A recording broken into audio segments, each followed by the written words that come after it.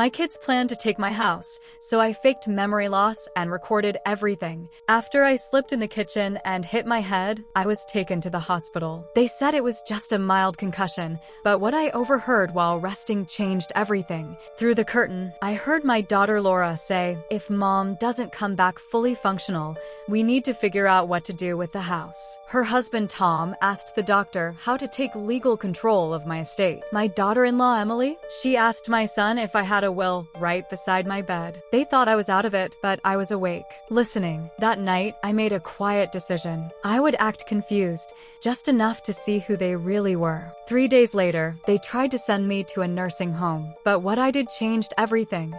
They gathered around the kitchen table. They brought papers and fake smiles. I sat at the head of the table, in the same spot where I had served countless meals for my family over the years. The room was quiet, but the silence was not peaceful. It was tense, like everyone was holding something back. My daughter laid brochures in front of me. My son-in-law placed a folder down. My daughter-in-law handed me a warm cup of tea, acting like this was just a friendly visit. But I could feel the truth behind their actions. I was no longer seen as the mother or the grandmother or the woman who raised them. I had become something else to them. I had become a problem to be managed. I smiled and pretended not to understand. I looked down at the papers and nodded slowly. That was what they expected. They wanted me to seem confused. They wanted to believe I was no longer capable. So I gave them exactly what they came to see. But inside, I was not confused. I was not lost. I had been planning. I had already taken steps to protect myself. Days before this meeting, I had hidden small voice recorders around the house. One under the kitchen table, another behind the curtain rod, and one more near the fireplace. These were the same recorders I had used when I was a teacher. I used them to protect myself when students or parents challenged my decisions. Now I use them to protect myself from my own family. That night, I sat alone in the living room and listened to the recordings. I heard everything. My son-in-law was asking how to gain control over my estate. My daughter-in-law was telling my grandson that I no longer understood what was happening. My son was saying the house could be sold soon. They were not waiting for me to get better. They were making plans as if I was already gone. I did not cry. I did not scream. I sat quietly and listened to each word. Then I made a phone call to a man I trusted. He had once been my student, and now he was a respected doctor. I asked him to come visit. I told him to act like it was just a social call. I needed him to check my memory. I needed it done privately, with no notes or records. When he came, we sat in the sunroom. He asked me questions in a calm voice. I answered each one without hesitation. I remembered names, numbers, events. My mind was clear. He looked at me and gave a small nod.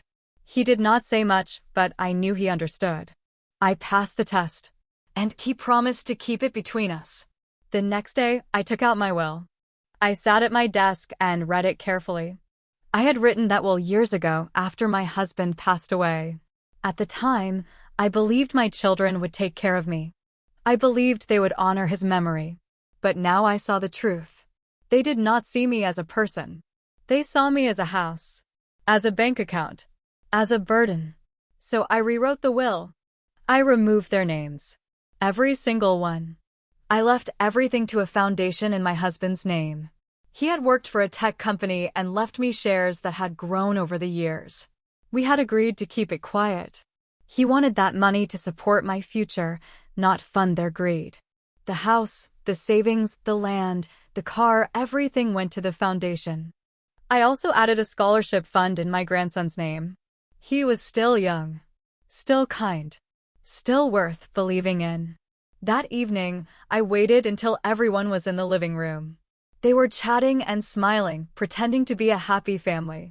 They thought I was resting in my room. I walked in quietly with a small black speaker in my hand. I set it on the table and pressed play. Their voices filled the room. Their words were clear. They spoke about me like I wasn't a person. They planned to take my house. They talked about guardianship. They said I was no longer stable. As the recording played, I watched their faces. I saw the color drain from their skin. I saw their smiles disappear. They looked shocked, but I wasn't. I stood there without a word. I didn't need to explain anything. The truth was already in the air. They had betrayed me, and now they knew that I knew. After that night, everything changed. They stopped visiting as often. They called less. The house was quiet again, but in a different way. It was peaceful. It was mine again. I met with my lawyer and finalized the paperwork. I gave her the new will, signed and sealed. She made sure everything was legal and locked away. I also made copies and stored them in safe places. I continued to live my life in that house. I cooked my own meals. I read my books.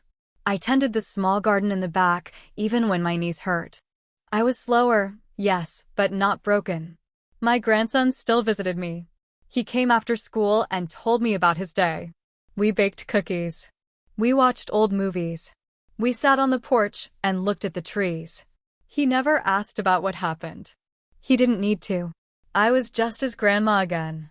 Sometimes I thought about the people my children had become. I remembered when they were small. I remembered birthday parties, bedtime stories, and scraped knees.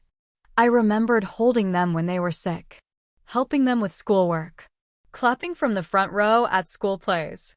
I had given them everything I could, and now they had turned on me. But I did not let bitterness grow. I had already given enough of myself. Now I focused on the life I still had. I joined a book club. I started teaching a small writing class at the local library. I met new people, older people like me who had stories to tell. We laughed. We cried. We shared.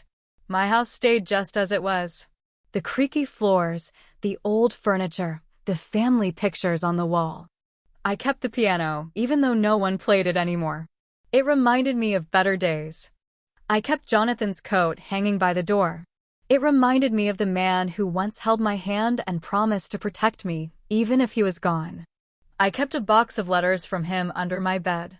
On hard days, I opened one and read it again. His words gave me strength.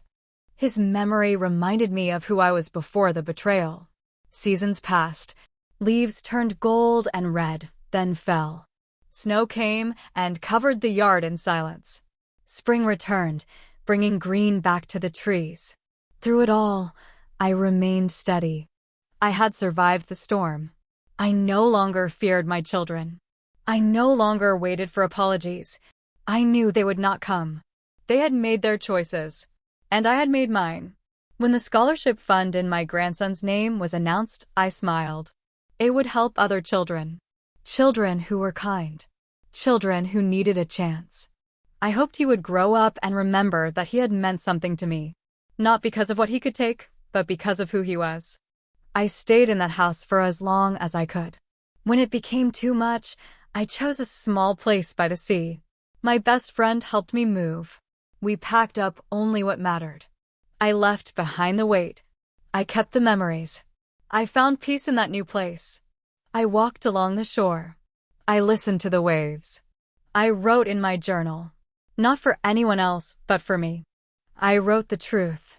I wrote about pain. I wrote about strength. I wrote about letting go. And I kept living.